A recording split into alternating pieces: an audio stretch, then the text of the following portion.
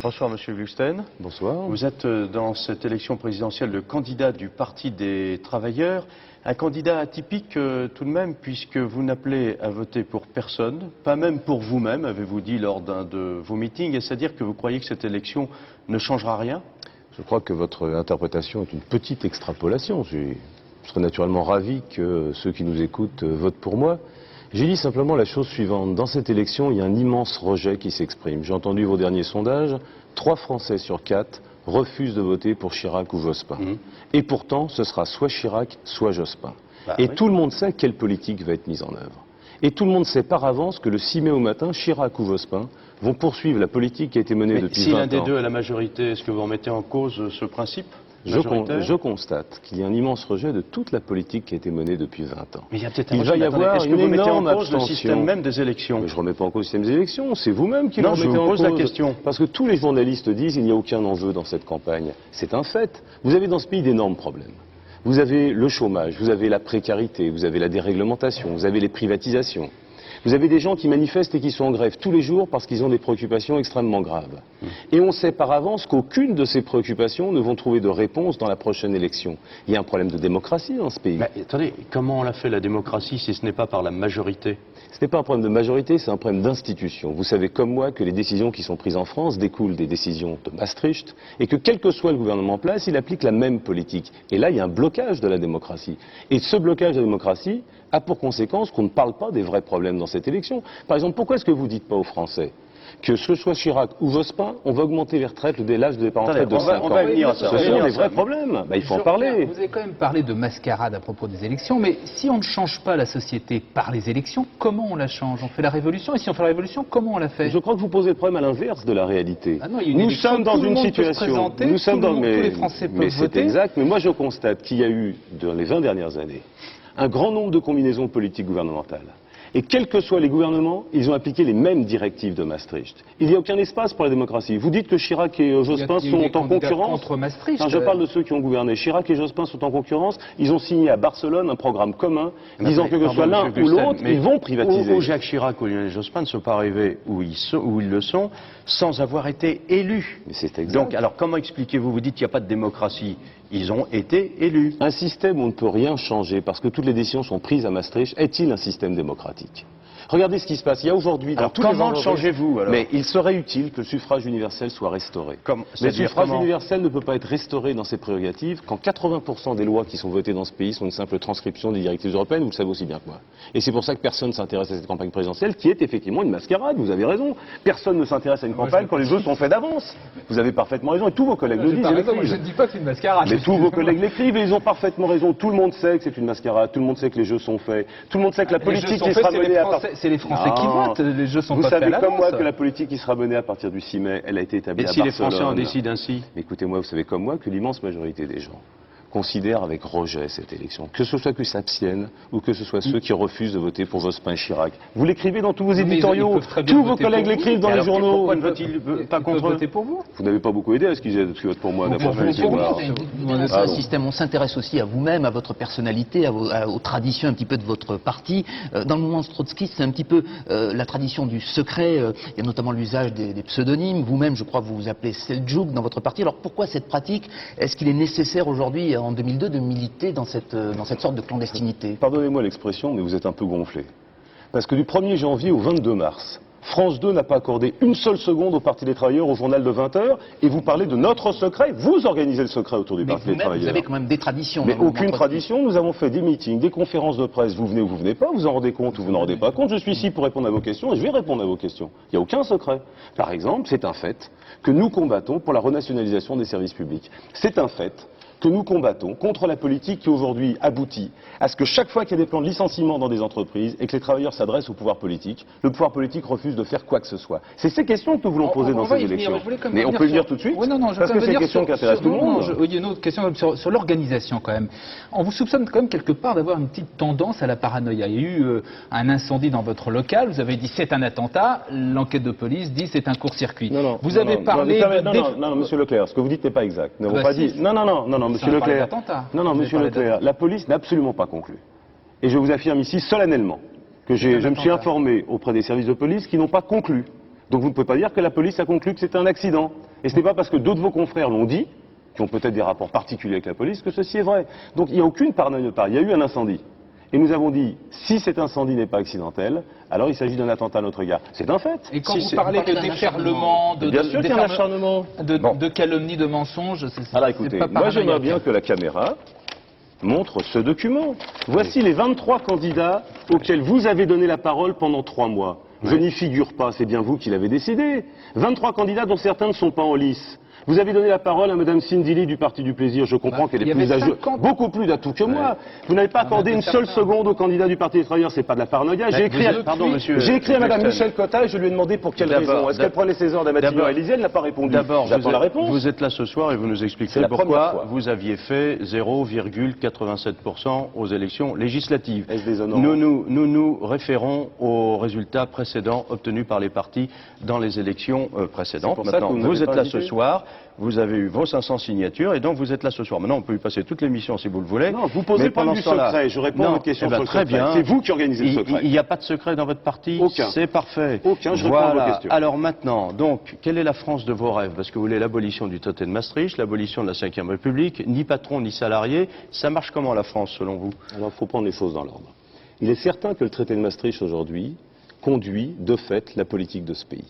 Et que je repense ce que je disais tout à l'heure, parce que c'est une question importante. Je sais bien qu'on entre en campagne électorale, que tous les candidats vont faire des promesses, tous les candidats vont expliquer demain on va raser gratis, il n'y aura pas de chômage. La réalité c'est quoi? Il y a tous les jours des plans de restructuration. Tous les jours, des centaines de milliers de travailleurs sont mis au chômage. À Alstom, à Thomson, à Mitsubishi, partout. Et quand ces travailleurs vont voir les élus politiques, quand ils vont voir les gouvernants, Il y a aussi des emplois qui se créent, puisqu'il y a au total moins de chômeurs qu'il n'y en avait il y a 5 ans. non, la majorité des emplois qui se créent sont des emplois précaires. Quant aux statistiques sur le chômage, vous savez comme moi qu'on a changé les statistiques. La réalité, c'est qu'il y a dans ce pays 8 millions de travailleurs, soit au chômage, soit en précarité, soit pauvres. Et que tous les rapports officiels montrent que la pauvreté et la précarité s'étendent. Ça, c'est la réalité de la situation dans ce pays. Et moi, je constate, parce que je vois ces travailleurs dans tous les meetings que je fais, chaque fois qu'ils vont voir un ministre, chaque fois qu'ils vont voir un député, ceux-ci leur disent, nous sommes solidaires, nous avons la sympathie pour vous, mais juridiquement, nous ne pouvons rien faire. C'est un fait, il y a eu 5 ans de majorité plurielle. Pas une seule fois, un seul licenciement n'a été empêché par la loi.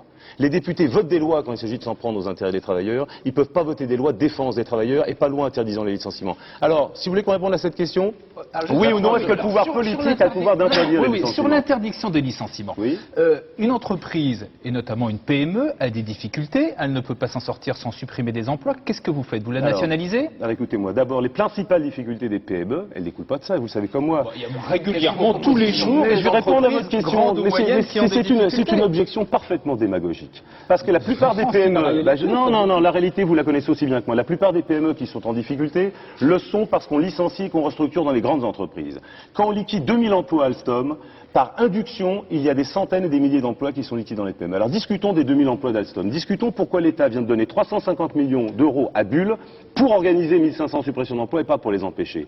Discutons de ce qui se passe à Mitsubishi. Discutons de Daewoo. L'État a donné des centaines de millions de francs d'exonération sociale et où maintenant on licencie 1800 ouvrières. Discutons de ces questions. Pourquoi est-ce qu'on donne 100 milliards de francs par an d'exonération sociale, soi-disant pour l'emploi, et que ça ne sauve aucun emploi, bien au contraire? Monsieur Hulsen, on comprend bien ce que vous dénoncez, mais qu'est-ce que vous préconisez? Faut-il nationaliser toutes les entreprises? Oui, premièrement, je préconise que le pouvoir politique prenne ses responsabilités.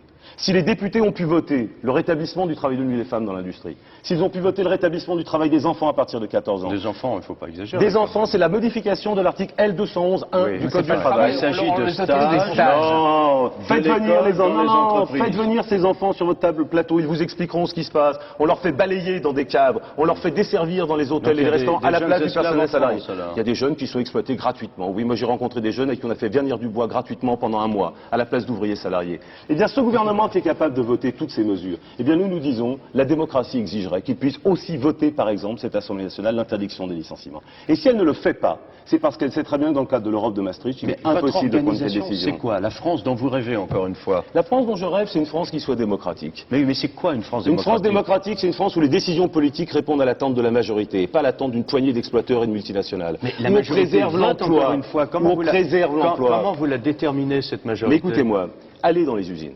Mais Allez discuter avec les je ouvriers, ne sais pas. demandez-leur qu'est-ce qui se passe face aux licenciements. Ça, c'est la majorité des ouvriers. Allez Si- avec si les on prend votre employés, point de demandez-leur vue. les conséquences de la loi sur les Mais alors, 35 pourquoi heures. ne veulent-ils pas pour Allez vous? voir Pourquoi les, ne veulent-ils allez voir pas les femmes. Mais ils votent pas pour pour le Jospin ni Chirac renversement non plus. Vous avez vu vos derniers sondages? 25%, tout et pour tout de l'électorat, Oui. vote pour Chirac et Jospin. Ah c'est un non, drôle non, de non, résultat. non, c'est pas Si, 25%, non. 25% Alors, de l'électorat, je viens d'entendre oui, vos avec les- résultats.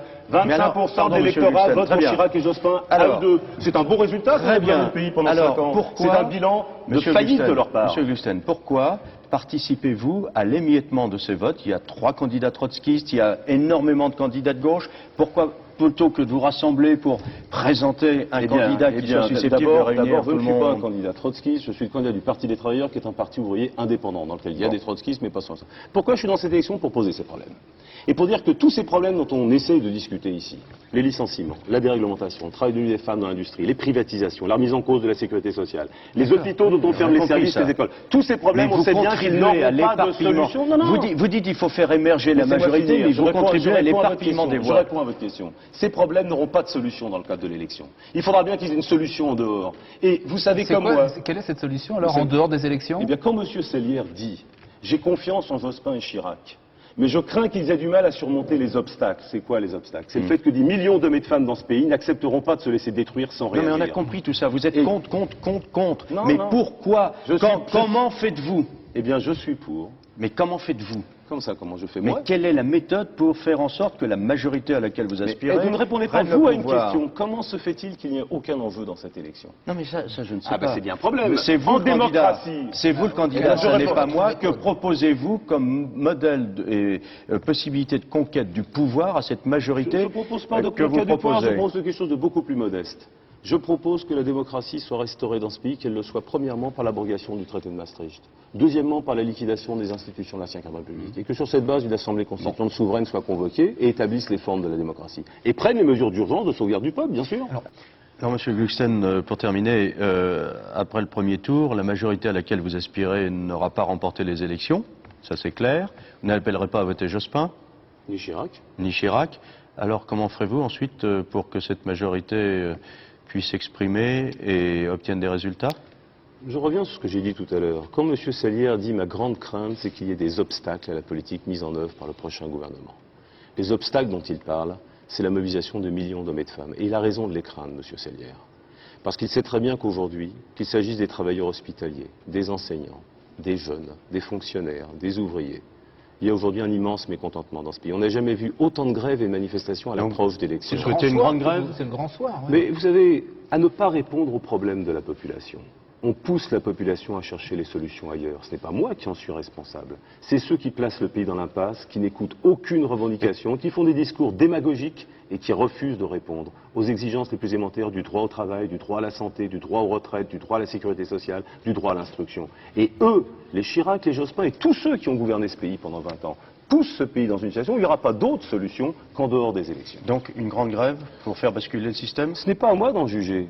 Ceux qui prennent aujourd'hui la responsabilité de ne pas répondre aux attentes de la population préparent d'autres situations demain. C'est eux qui en seront responsables devant l'histoire.